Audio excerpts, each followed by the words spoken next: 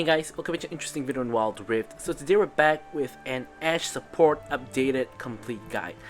As usual, before we actually get into the meat of the guide, I'm going to refer you guys to the Ashe basic guide that I will put up in the cards above. This is to of course see her skills, leveling order, tips and tricks, as well as combos. Now, I'm not sure why there's a stigma against like certain supports in Wild Rift, like especially supports like Ashe and Senna. Now, I kind of get the Senna thing, but Ashe honestly is a really good support. Like, she brings so much value that pretty much no other support can really bring. Like, just think about it, like Ashe's Hawkshot, who can really do that? A cross map stun, which other support can really do that? Slows and speed ups when you get your Imperial Mandate onto like the entire enemy team at one go. Like, who else can do that? That kind of thing. I think Ashe is a really not just a criminally underrated support, but also unfairly stigmatized against. So anyways, enough about that kind of mini rant. Let's jump into talking about her build, her runes, and her spells, which of course has had changes after the new update to the rune system, as well as new boots, etc. So first up, you normally want to start with Spectral Sickle, because Ashe's whole game plan in the early game is to try to poke people down and try to take trades. So generally, Spectral Sickle, you are going to be able to stack it quickly, even into like aggressive lanes, like even playing into like Draven Nautilus, you should still be able to stack it pretty alright. So Spectral Sickle generally is always the way to go. Of course, if you prefer, you could also go for Relic Shield or Ancient Coin. It's kind of really preferential nowadays when it comes to support items. First item you want to rush is going to be your Ionian Boots of Lucidity. And the reason you want this is because you need that 30 ability haste. Now, they have tried to nerf Ashe support multiple times, and the main way they do this is by nerfing her cooldown on her W. So you need to get ability haste early, and you need to get as much of it as possible, as quickly as possible, and doing that is normally equating to the Ionian Boots of Lucidity as your first item. Now for your boot enchant, you don't want to go for this straight away, but you do want to get this relatively early. So for your boot enchant, you have a couple options. Now your first option is a selfish option, which is Stasis, which in certain matches, if they have like multiple assassins where you shouldn't really be able to pick Ashe in the first place, but if you do force yourself to pick Ashe, then you do want to get a Stasis probably, but this, as I said, is a really selfish option. So your other options, like the general normal options you want to go, is either Locket, because Locket of course gives your entire team a shield. You can go for, of course, Redemption for a team-wide heal, or you could also even go for the Veil enchant to, of course, immune CC, especially if you have one carry who's very fed. This could be really useful. Meteor enchant also is an enchant that some people like to take. I don't like it personally, but it is, of course, possible. So, support Ashe generally only has 2 core items, and your rest of the items is very situational.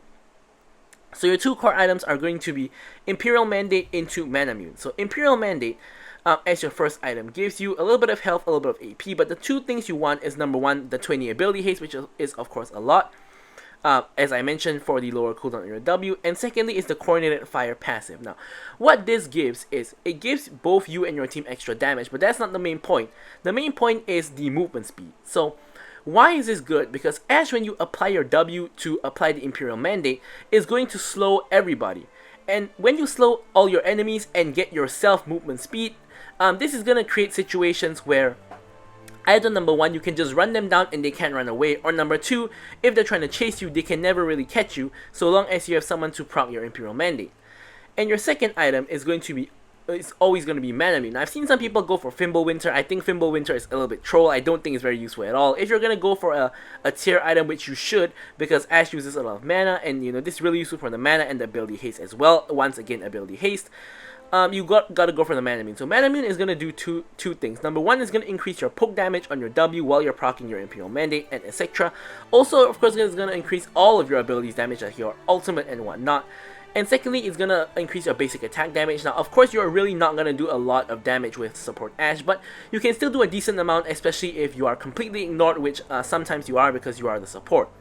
Now, for your last 2 items, you have a number of options. So, 2 of the very popular options at the moment is going to be Iceborne Gauntlet, as well as the Cosmic Drive. So, Iceborne Gauntlet, what it really gives you is 30 ability haste. Now, this gives 30 ability haste, this gives 30 ability haste.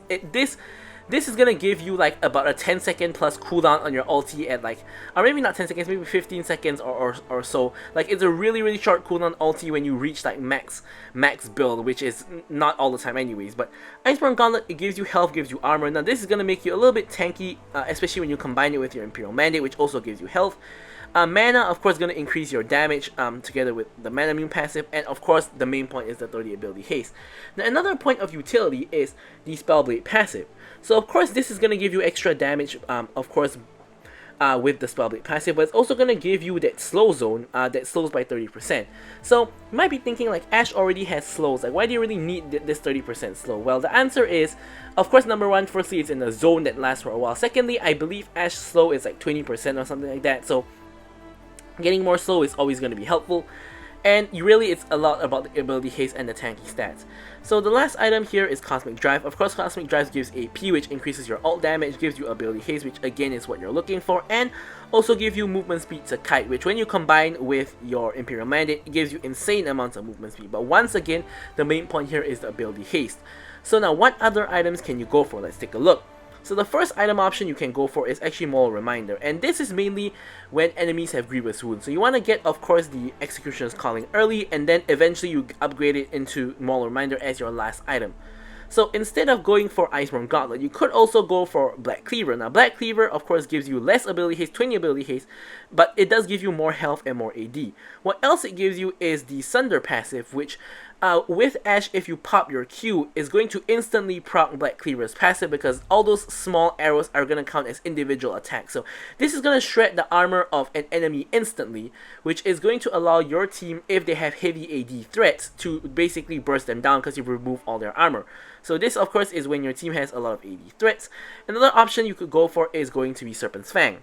Serpent's Fang, of course, the main reason you go for this is not for the damage, but rather, of course, for the shield reduction. So if there's multiple shielding on the enemy team, you want to get Serpent's Fang probably after Imperial Mandate, and then you can, of course, get the Serpent's Fang. So the next option is a really defensive option, Frozen Heart. So Frozen Heart, of course, is going to give you more mana, which is going to combo with your Mana Immune to give you more damage. It's going to give you 80 armor and 25 ability haste. Of course, ability haste is the stat that Ashe loves. And of course, the main point you're building this is to help protect your team. This is, of course, going to reduce the basic attacks of the enemies, and of course this will just help you to reduce damage overall. Could be really useful if the enemy team has a lot of attack speed champions. Let's say they have an ADC, they have a Master Yi jungle, they have a Yasuo mid, it's Frozen Heart time.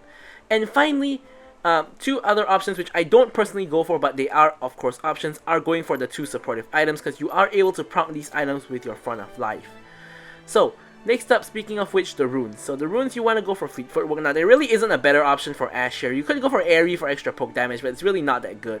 So what Fleet Footwork gives you is, of course, it gives you the movement speed as well as the healing.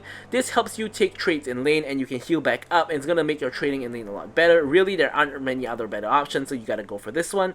Font of Life, of course, to give yourself and your allies healing. Bone Plating, of course, for the laning phase, and also just for anti-burst purposes. And finally, you can either go for Perseverance if the enemy team has a lot of CC, or a more popular option, you could go for Overgrowth to basically just get more health and become more tanky. For a secondary rune choice, you generally go for Cheap Shot just for extra poke damage. Now, I have seen a really common mistake of some people going for Legend Alacrity. Now, don't forget, Legend Alacrity, you have to be the one to take down minions and monsters. So this doesn't work like Overgrowth, where if minions or monsters are killed nearby, you get the stats. This one, you have to do the killing yourself. And to do this, you have to steal a lot of CS. And so this is a really bad rune for support Ashe. So you don't ever want to go for that. Now, another common rune people like to go for is Transcendence, which is going to give you a lot of ability haste, which is what Ashe loves. So there technically isn't a problem with going for this rune, but considering how much ability haste you have in your build, this is kind of overkill. Like, you see, you have like 30 ability haste, 20, 30, like you don't need any more ability haste in your rune. So you could of course just go for the Cheap Shot for the poke. For the spells, you're generally going to take Flash and Heal, because obviously you're playing support, so Heal is needed for your ADC. But with all that out of the way, let's jump into talking about her gameplay. Okay, so let's take a look at the gameplay now. The most ideal time to play Ashe support is when there are no assassins. And what I mean by assassins are, you know, the Rengars, the Kanes, the Zeds. You guys know what I'm talking about, basically the assassins. Now, certain champions who can one-shot you like Zoe are not too bad because you can still kind of try to play against them. Lee Sin is a little bit of a challenge. He's kind of sort of a semi-assassin, but overall it's still not too bad. You never want to pick Ashe when you have like 1 or 2 assassins on the enemy team. Like when I say 1 or 2, I mean like if you see like one like really scary assassin, like let's say you see a Kane there, you don't really want to pick Ashe because you're just giving him another target to farm kills on, and that's not really good. The second thing you want to really take note of when you're playing Ashe is remember that you're playing the support. So what this means is, of course, you're building support, you're not going to be doing a lot of damage, you're mostly, you know, utility. And this also means you don't want to steal kills from your carries because, you know, your carries need kills to get fed, to get items, and to carry you. So you are just a support, you're playing Ashe support as if you're playing an enchanter. Sort of a mix between the enchanter and engager, but probably closer to enchanter because you poke them down, you heal, you get the speed ups and etc. Of course, you do have engage potential with your ulti and such, but overall you are, you know, closer to an enchanter than an engager. So you really want to play like you're an enchanter, like you're an enchanter support. You don't want to steal kills, you don't want to do any funny business like that. And yeah, so laning phase, really simple. You just want to, you know, get down auto attacks and Qs whenever you can, when it's safe to do so, something like this. Of course, Lee Sin here just pops in. I popped the heal, but honestly, I really don't think we even needed to heal there because Zeri had popped both some. She was already safe enough. Here you can see one of the pros of Ashe, which is look at the slows here. So here I nearly actually killed the Kai'Sa. We end up killing the Lee Sin. Unfortunately, I got the kill by accident here. With the red buff, I'm trying to chase down this Kai'Sa. I accidentally tank a tower shot and die, but thankfully the red buff actually picks up the kill on Kai'Sa. So unfortunately, I pick up a double kill. Now the kill on Kai'Sa was good because no one else could really have gotten that, but unfortunately Lee Sin, you know, I could have Zeri or I could have probably gotten the kill on that one. Unfortunately, I ended up taking the kill. Although I will say that if I didn't get that kill on Lee Sin, I wouldn't have had the red buff and I probably wouldn't have killed Kai'Sa. So overall, it's kind of, I don't know what the situation is at this point. But, you know, overall it kind of works out. And yeah, so Irelia and Zeri are able to escape scot-free with a little bit of help from escorting the Irelia away from danger. And overall, it's a relatively good start to the game. I'm able to pick up my own Ionian Boots of Lucidity straight away. And as I mentioned, it's really important to get this Lucidity Boots as soon as possible because the 30 ability haste in the early game is huge. It's going to make you so much more useful because you're going to be able to toss out so much more W's. And as you guys saw, when you hit a W and grab that slow, you can just sort of go on to just auto attack, you know, that kind of thing, and they basically can't escape. That's really what happened to the Kai'Sa there, is she kind of got baited by Lee Sin coming in, and she thought, you know, that she was good, but she was relatively low. So by landing those like W's and auto attacks on her, she really could not run away because of the slows. And probably the biggest advantage of Ashe is those slows. Like the amount of utility those slows get you are insane. Here, unfortunately, I get caught out by Lee Sin. I spot him coming and I actually run straight away whereas Zeri greeted for the plates. But I guess I get punished for that instead, because it turns out that all I've really done by running away early is I've isolated myself, and Lee Sin just went for the easy target instead of going for the more valuable target, and probably the better target, which is Zeri. So I guess you could say that overall, if one of us had to die, it's better that I die than Zeri dies. So I guess you could say overall, you know, it kind of turned out well indirectly, even though I did end up dying. But here Zeri's kind of getting destroyed by Kai'Sa at the moment. I hit a long range ulti onto the Kai'Sa, but Zeri really doesn't have the damage at this point to kill Kai'Sa. In fact, she has chosen to rush some Berserker Greaves, so she really has zero damage at all at this point. She only has some attack speed. I've popped the heal to ensure she's safe. Here I know I can tank a little bit of Kai'Sa damage, so I tank as much Kai'Sa damage as I can, and I do as much damage as I can. In the meanwhile, Zeri gets, I don't know, I guess Zeri gets baited and gets caught by a Yuumi ulti and just ends up dying, which is really not what we're looking for here. But here you can see I've chosen to go for Executioner's Calling first item. And this is really necessary as a support to go for when you're playing against a Soraka or a Yuumi, because if you don't have Executioner's Calling, the Soraka and the Yuumi value is simply too high. In fact, against certain other champions who heal a lot, champions like Swain or Aatrox, you also need to go for Executioner's Calling, but you don't necessarily need to go for it first item. You can sometimes delay it to your second or third item, depending on when, you know, you have to end up fighting them. Because in lane, you know, if you're not fighting them, you don't want to waste gold on going for that. But since we are fighting Yuumi constantly, we need to rush the Executioner's Calling, and it's really important that the support goes for this, because you don't want to delay your ADC's build, and you don't want them to waste 800 gold on going for Executioner's Calling when you could have just gotten it instead. So that's exactly what I do. Unfortunately, of course, you know, going for Executioner's Calling and like boots and all that is gonna basically delay when we get Imperial Mandate, which is really the major power spike for Ashe support. Here, Zeri goes ham, goes in, and accidentally pops the Blast Plant and sends herself the wrong direction. She still ends up getting the kill though. And here, obviously, as an Ashe support with like basically no items, I don't have any damage to kill Yuumi, so she's gonna get away, which is completely expected. And yeah. So another thing you want to do is you want to actually grab a tier early on to start stacking it. You don't want to necessarily go for Imperial Mandate straight away. Here I actually walked into the bubble. I didn't notice that Zoe had a bubble there, but thankfully I don't end up taking any damage from her Pal Star. I do get ignited though, and I'm just going to recall. I think I do have enough gold to get my tier, and I do want to get my tier to start stacking. And after I get both tier and Executioner's Calling, I'm gonna start to go for the Imperial Mandate to, of course, get the major power spike for Ashe support. Enemy killing spree. So here I actually spot like a 1 HP Zoe. I try to take a pot shot with my ulti. You know, when you play Ashe support, your ulti actually does a lot more damage than if you play Ashe ADC, because your ulti actually scales a lot more with AP than AD. Now, we don't actually have any AP yet, but I just wanted to point out this general piece of information that a lot of people are unaware of, is that Ashe's ulti when you're building AP does a lot of damage because of the AP scaling on the ulti. So here, Yuumi ult comes in. Zeri unfortunately runs toward the wall and gets rooted eventually. I'm taking a lot of damage, so I have to pop the fruit here. I get hit by a Zoe bubble, and I basically just get one shot here at this point off of the Zoe roam. And Irelia and Zeri are once again linking up to try to get something done. Unfortunately, at the moment, nothing much is really getting done. Zoe bubbles straight into the minions though, so doesn't have that cooldown. And overall, nothing too much really happens aside from me just dying to the Zoe. So anyways, as I mentioned, as a support, it's really not too bad if you die. Of course, you don't want to be inting or you don't want to be feeding too badly, but if you die here and there, it's really not too bad to die as a support compared to compared to if you were a carry.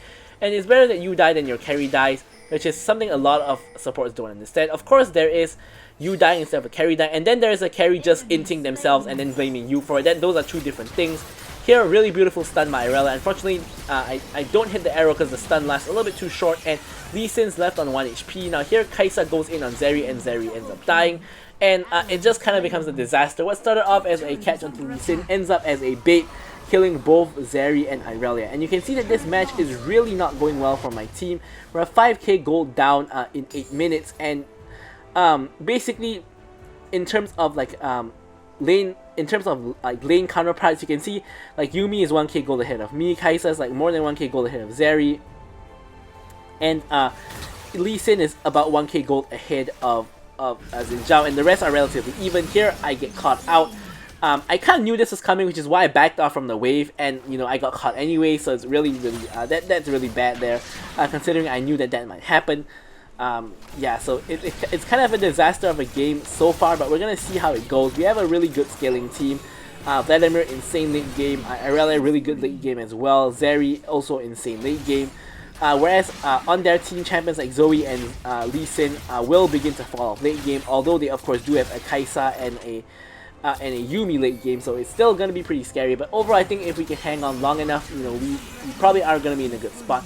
Here I ult the Lee Sin to try to stop him from killing Zeri, which it did, but unfortunately the Yuumi ult is the thing that finishes Zeri off, which is of course really unfortunate. I don't know if you guys heard the door slam there, but huge gust of wind just came, so if that shocked anyone, sorry about that. But anyways, here you can see the utility from Ashe and the Hawkshot being able to, of course, check for vision, and really important to use that. Of course, having so much ability haste in the build also means that this, what is usually a very long cooldown on Ashe, ADC is now going to be not a short, but a shorter cooldown on Ashe support. So it's going to come up really, really often, and you want to really, I wouldn't say spam, but you want to really use this, you know, as often as you can, you know, with logic. Of course, you don't just use it off cooldown, but you want to use it as often as you can to, of course, get that vision, you know, for your team and for yourself. I'm here trying to avoid the Zoe bubble. Obviously, there's a huge contest in the dragon here. Xin Zhao decides to, instead of going for the dragon, decides to go in on the enemy team instead, which is really weird. So Mundo is trying to steal the dragon here, and we have to take him out first to secure the dragon ourselves. Vladimir actually gets it. And in the meanwhile, Kai'Sa and Lee Sin are actually pushing down the bottom lane. So here, the tower's already gone. We can see that they're both backing. Vladimir's already responding, so instead we're just going to trade for mid lane tower, which not only gives us an objective bounty, which is huge, but also, of course, opens up the map a lot more. So Kai'Sa is overstaying big time for trying to steal the red buff, and the Poro spots her. So here, Vladimir is chasing her toward me, so I'm going to just slow her down. And we basically are going to 4v1, and Zeri gets the shutdown on Kai'Sa, which is, of course, what we're looking for. So here we finally complete the Imperial Mandate, and of course this is where a huge power spike for Ashe comes in. I mean, it took 11 minutes for me to get this Imperial Mandate, obviously because our team is not doing too hot, but overall, you know, we're not too badly behind at this point. We're about 2k gold behind, not insanely behind, so we should still be okay, and the match is, of course, still very winnable. We're not getting completely stomped or anything like that. It's just that we are in general just behind. Here we're just making sure to hover the Irelia to ensure that if Zoe or anyone else goes in on her, we can help her out. And here I was trying to start up the skull for Irelia to take, but apparently she's not interested, and I'm not going to waste my time doing the skull by myself. Here we need to dodge the Zoe bubble again. And yeah, so here you can see there's a blue buff share up. Now, if you could get blue buff, that would be very optimal, but generally there's always someone better to get blue buff. So like here in this case, like Zeri and Vladimir getting blue buff is probably going to be more important than Ashe getting a blue buff, because you are, after all, the support. So if you can take the blue buff, but if there are other people who need it, you know, you do want to let them take the blue buff. Now here a fight ends up breaking out here, while all this kiting back, I'm of course launching my W's as often as possible to, of course, proc the Imperial Mandate and give my whole team movement speed. Now somehow I managed to miss my arrow in the middle of the entire enemy team, which is kind of embarrassing, to be honest. And here I can see I'm slowing down Kai'Sa. In the meantime, my team actually finishes off the rest of the fight. Zeri actually picks up a quadra kill, and here my team can actually go for Baron. In the meanwhile, me and Vladimir are going to be chasing down Kai'Sa. You know, it's a free kill, so why not? Here I managed to hit the slow onto Kai'Sa. Vladimir finishes her off, and the entire enemy team is dead. So once again, free Baron to my team, and in the meanwhile, I'm going to be able to push out this lane. Vladimir cancels his recall to push out the lane with me. And that's kind of good enough. Enemy respawns are coming in. We can't really pick up this tower or anything like that. So here I'm just going to get a little bit of deep vision and use the Baron recall to quickly reset to base.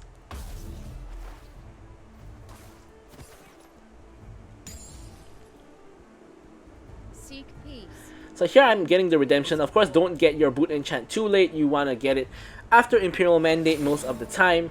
And you know, in this case I chose to take redemption because obviously team-wide healing is going to be pretty useful. Of course, as I mentioned just now, Locket could also be a relatively good option for the team, but you know, it kind of depends on what's your preference and you know what the match situation is.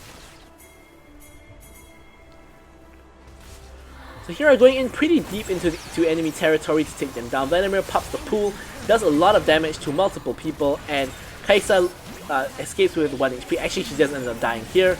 And here, once again, we're just kind of cleaning up the fight. Unfortunately, Zoe lives on 1 HP, and somehow I'm left alone here. Irelia and Xin Zhao just completely ignoring me there and just letting me die, which is, you know, I don't really know what to say about that. Sometimes, you know, your team does this kind of things and you know, nothing too much to say about it. And now they're gonna go for the kills after I'm already dead. Irelia does end up dying, but we do get the shutdown onto Lee Sin. And yeah, so here with the Baron minions, Xin Zhao and Vladimir are trying to push down both lanes, and overall Zoe is doing a relatively good job at just threatening them. And here Xin Zhao, you know, decides to back off because the minion's gonna die and doesn't get the tower eventually. And here Vladimir is also unable to get the tower, so eventually we get no inhibs, but we do get chunks on both of the inhibs. Now, third dragon is going to be spawning, and of course, this gives us triple dragon, which is one of our major win conditions. So we do want to, of course, go ahead and rush this dragon. Now, the enemy team should be pretty busy clearing out the minions, pushing into their mid and bot lane because of the Baron push that we just did. So this should be a relatively free dragon. Obviously, we can see Zoe on vision over the wall. And here importantly, I stunned the Lee Sin to prevent him from going into the pit to try to steal. Take note of how I timed the stun such that when the dragon was pretty low, I stunned him, and during this time he couldn't move a muscle, and this guarantees our team the dragon, which is of course a really good use of your ult as well. Doesn't always have to translate to a kill, but of course it is major utility. And here, as a 5-man unit, or a 4-man unit, because Irelia is backed, we're gonna just be able to push down this this lane, and we can also just go ahead and try to end the game because Mundo is busy, you know, fighting Irelia at this time. Lee Sin dies, Yumi is gonna die as well, and here we can just focus the base and just end the game just off of that one fight. So I'm gonna leave you guys with the stats as usual. Thank you guys so much for watching the video, and goodbye.